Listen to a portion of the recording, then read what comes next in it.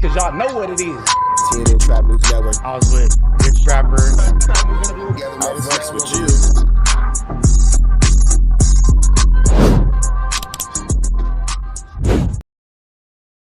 Warning, this video is for satire, educational, and comedy use only. It is not intended to be actual fact, nor is it intended to give real meaning to any of the questions you ponder about late night.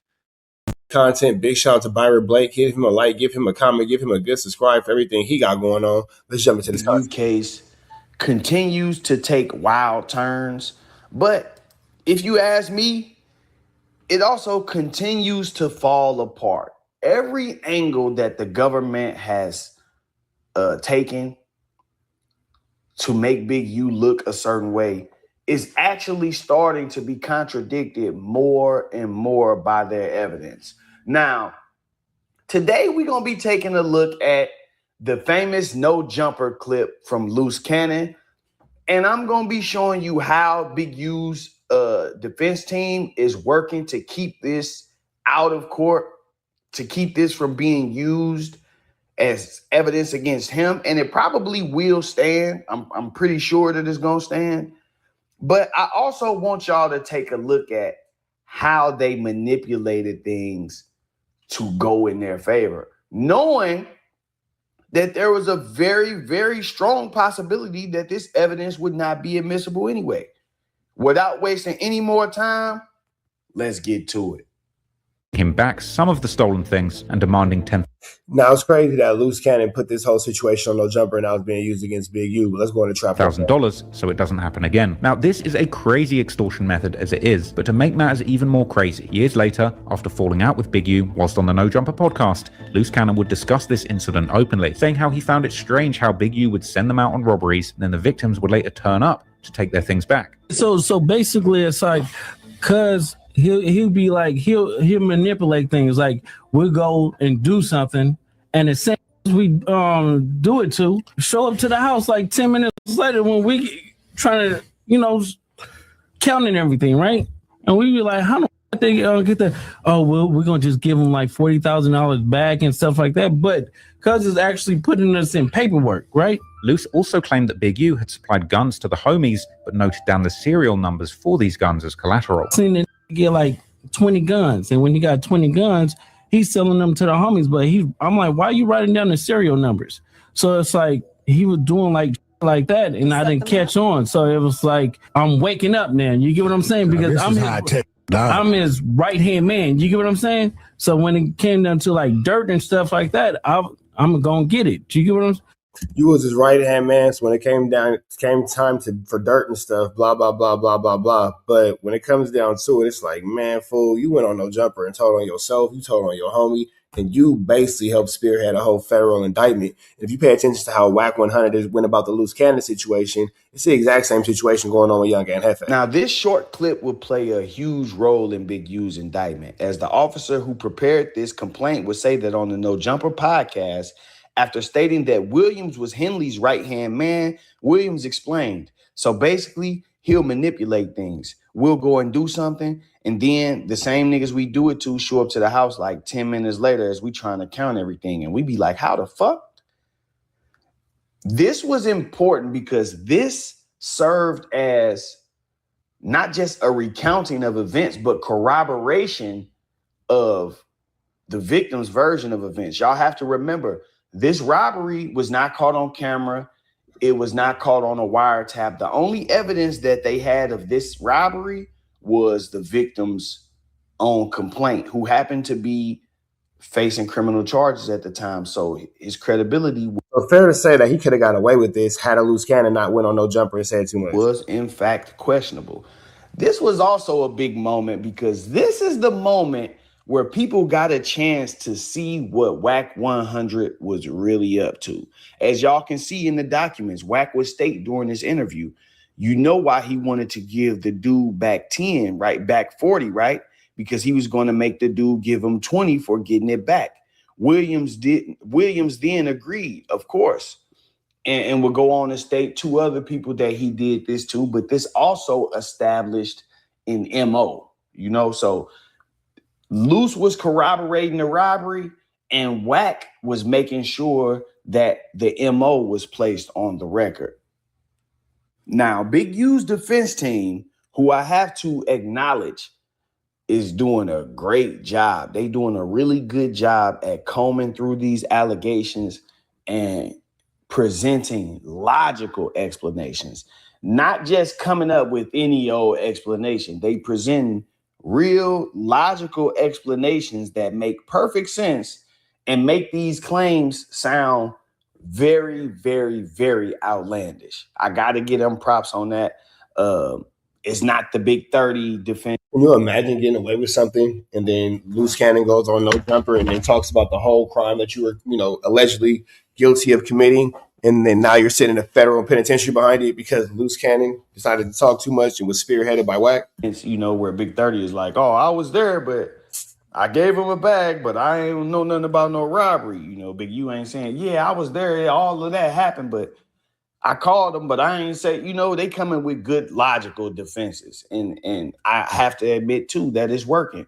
What we going to look at right now is a page from a document that was filed by Big U's attorney. We looked at this document before, but we looked at a different part.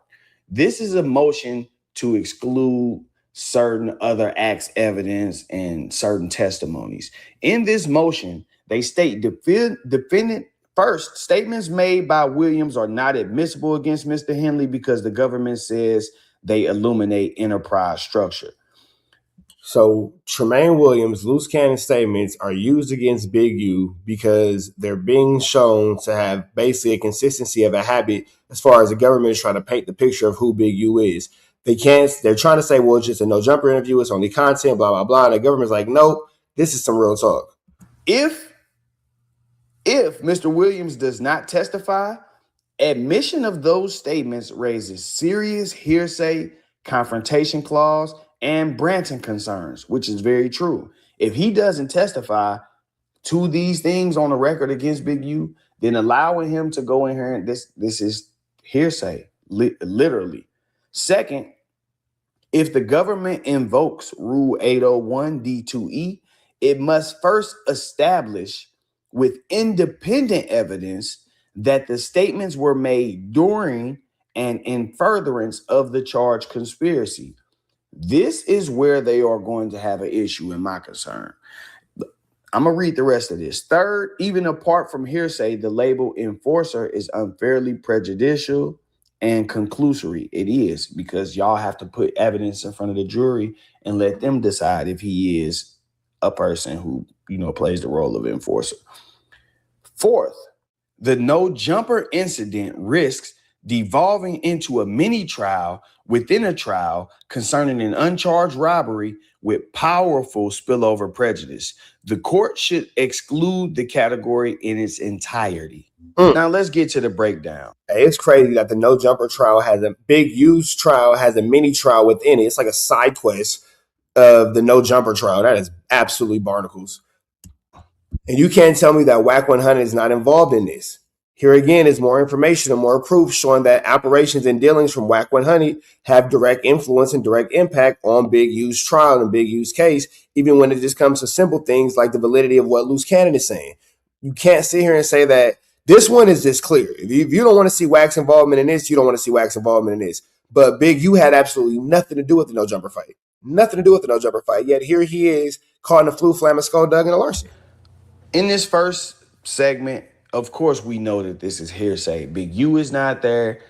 He's not talking to Big U. Big U is not making these statements. So anything that Luce Cannon is saying Big U did or said is technically hearsay. Second, this is the part that I said I think the government is going to have problems with. And it really shows that, like Big U is arguing, this judge kind of just signed off on this because it's Big U. In this second segment, it says, if the government invokes Rule 801 D2E, which would allow them to use the hearsay statements, it must first establish with independent evidence that the statements were made during and in furtherance of the charged conspiracy. So they not only have to prove that these statements were made, they have to prove that these statements were made during the conspiracy, meaning during this racketeering act where they were coming together doing these robberies and all of this stuff. And they also would have to prove that they were made in furtherance of the conspiracy, meaning that they were made to further the movement, bolster the reputation, make people more afraid, and all of that of the Big U enterprise, though, not of Luce Cannon, of the Big U enterprise. This is where I see their issue. In the complaint, immediately after the officer says that Williams' recounting of the story corroborates the victim's account, he goes into more evidence against Williams, which is Luce Cannon, but he immediately contradicts exactly what they need to be able to present this evidence, because he details how Luce Cannon is now calling Big U big useless and big uterus, and they don't fuck around no more, which would mean that these statements were not made during the charged conspiracy. He said these same things during the interview, but No, that's real. That's real. It's not statements they made during the charged conspiracy, and now Luce Cannon could have more of a reason to go against Big U because it seems like they're now at odds and at opposing factors. he lists them in the indictment. They weren't made during the charged conspiracy, obviously, because Luce Cannon and Big U are no longer dealing with each other on any level.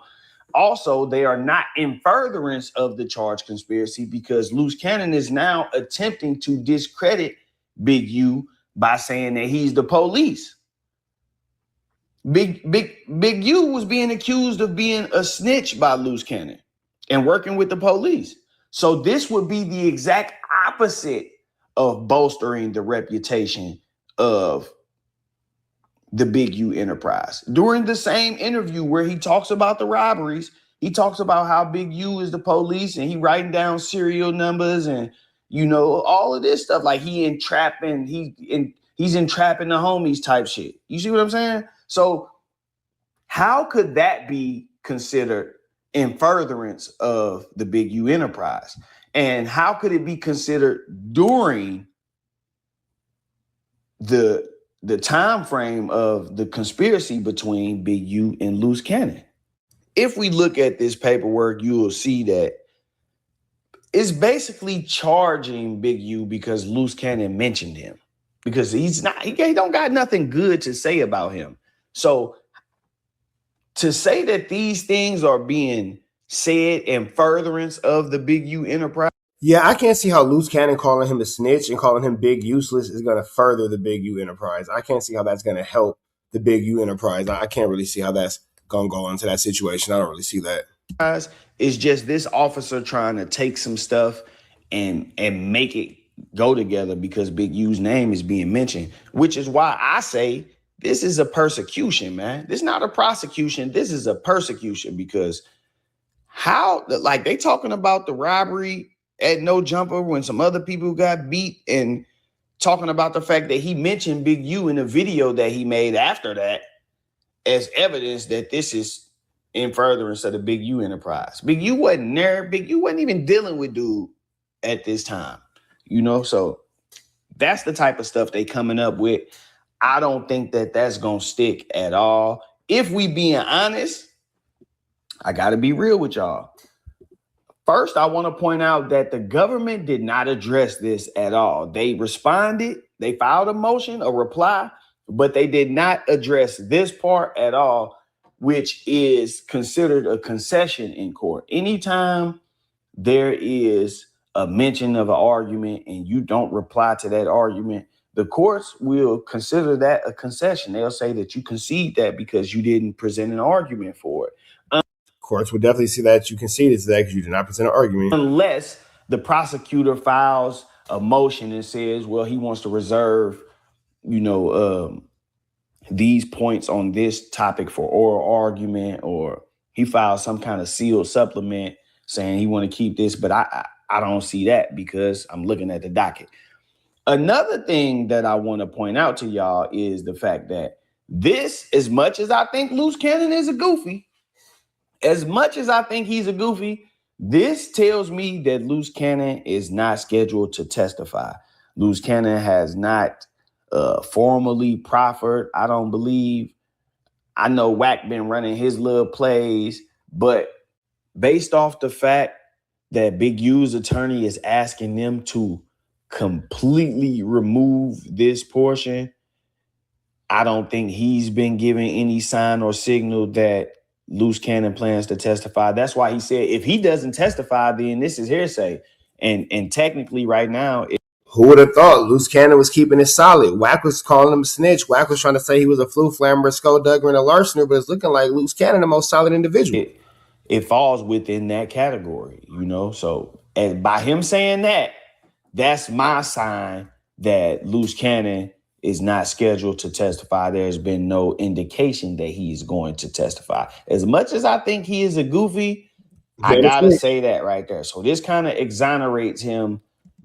Luce Cannon might be a goofy, but he's not a snitch. Of, being on that list. If so, if he was, I believe the government would have responded and said, well, we have turned in our documents and we have listed Williams as a witness. So, woo, woo, woo.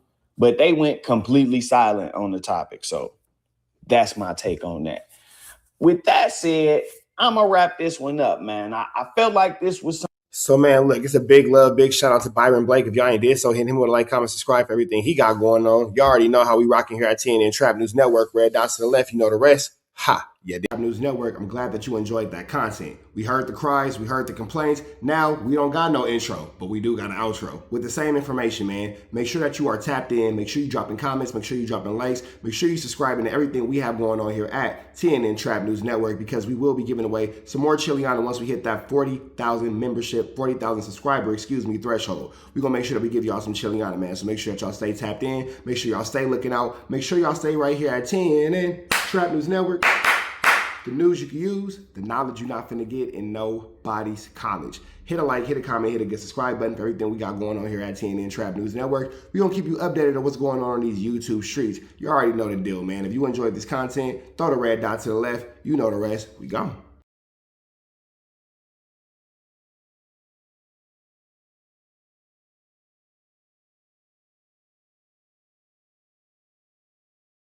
Hi, I'm WACK100. When I'm not snitching on the internet, I'm snitching in real life for your own personal home security. Call 1-800-WACK-ATTACK. We're first, law enforcement second.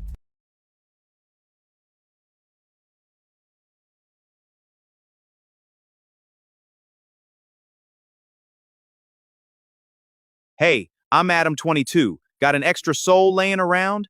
Be like Doughboy and WACK100 and sell yours today. One soul equals a lot of clout.